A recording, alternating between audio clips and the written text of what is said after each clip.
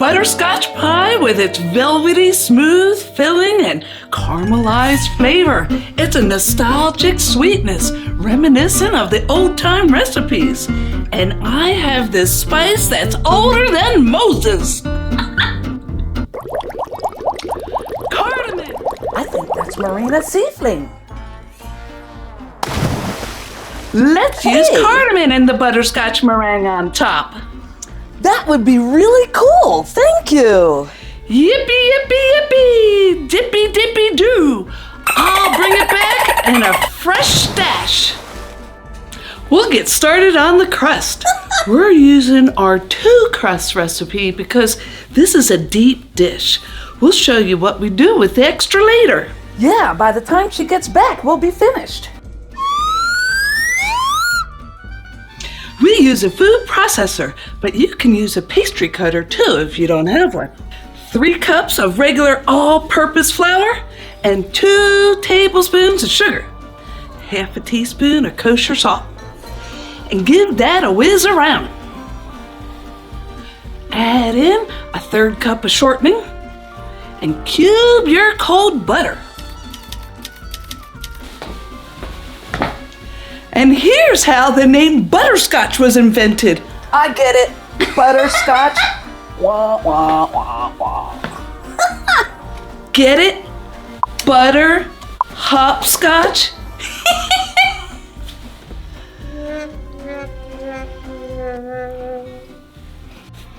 Put in the cubes a few at a time and let them get coated in the flour.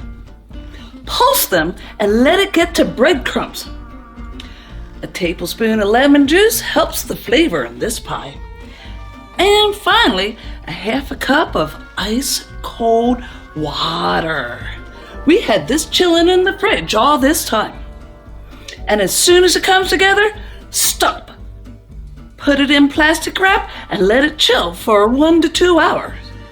This really challenged our attention span.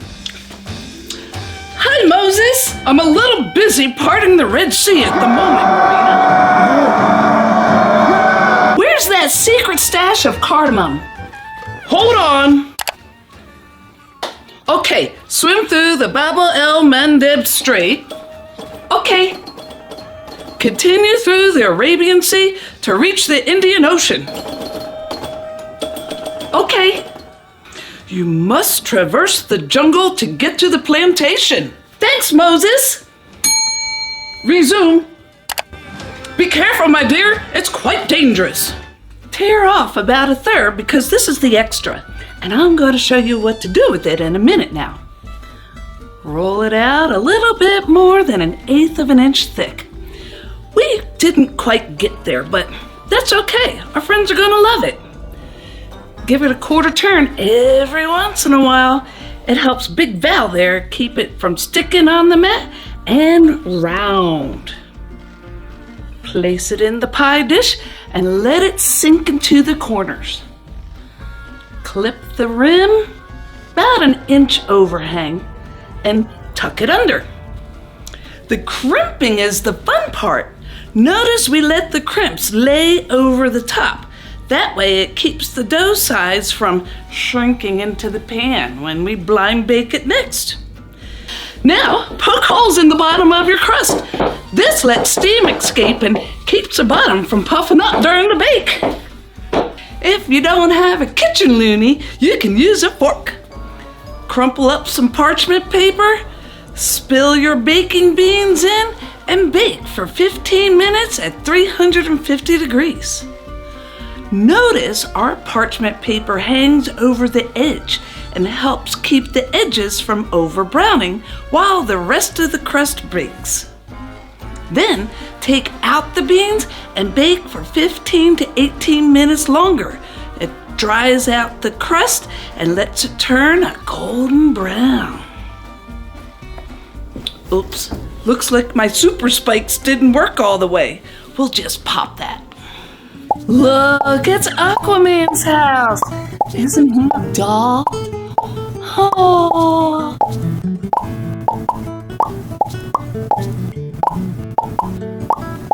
Where was I going? I forgot.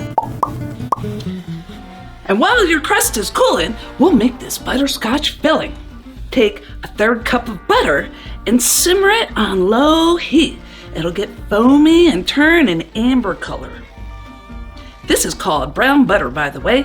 It has a nutty flavor to it. Add in 1 cup of brown sugar and stir it constantly until it starts to bubble and boil.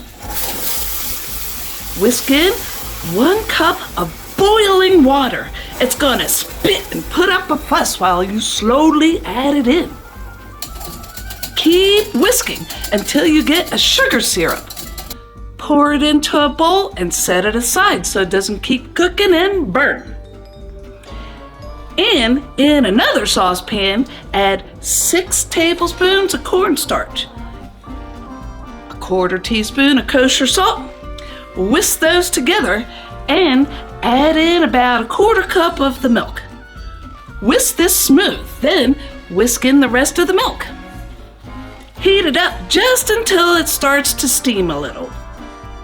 Now we're going to temper it into the egg yolks. While whisking the yolks constantly, pour your hot milk into the bowl. Whisk that all together and pour it back into the saucepan. This raises the temperature of the yolks without making scrambled eggs out of them. Whisk in the syrup and continue on low heat just until it thickens. Then go 1 minute longer. That'll get out any cornstarch taste. Add in 3 tablespoons of lemon juice. Then 2 teaspoons of vanilla extract and pour it into your shell. Let it cool. It'll harden up and be cuttable once it's chilled. You can stop here and serve it with whipped cream, but we want to take you on a look at our butterscotch meringue topping.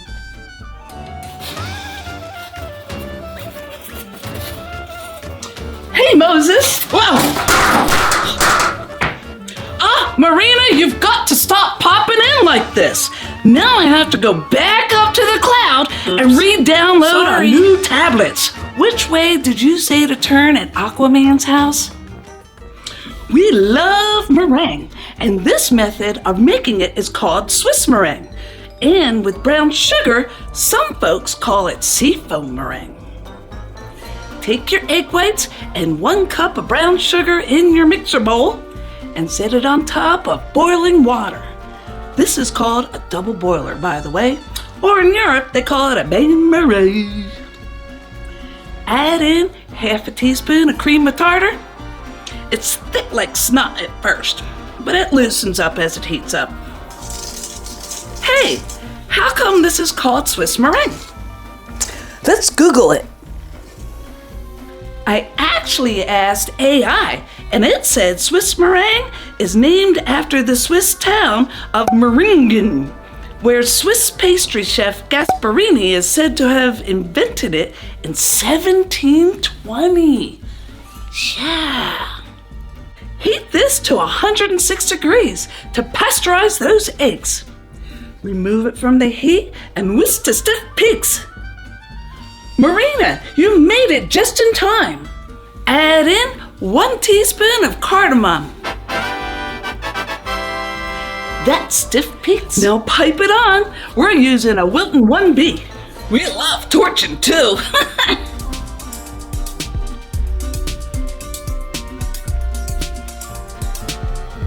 Bet you thought we forgot about the extra pie crust dough. Roll it out, sprinkle with some sugar and cinnamon. We like to make all kinds of wonky shapes.